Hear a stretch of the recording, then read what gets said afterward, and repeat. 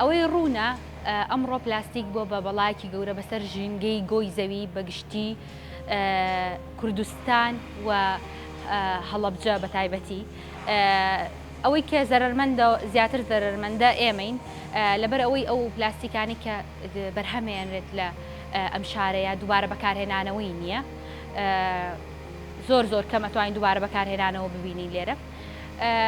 و بەو هۆیەوە ئێمە هەستاین بە دامەزراندن و بەرەو پێشبردننی ئەم کارگەیە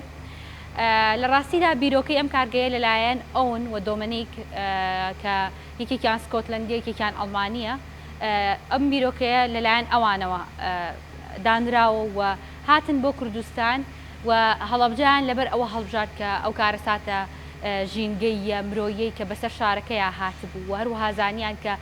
هیچ ڕیسایکلین سەنتەرێکیان ناوەندێکی دووبارە بەکارهێنانەوەی پلاستیکیان نییە لە هەڵەبجە بۆیە بڕیاریاندا بێن و ئەم ئیشە پێشکەشکەن بە هەڵەبجە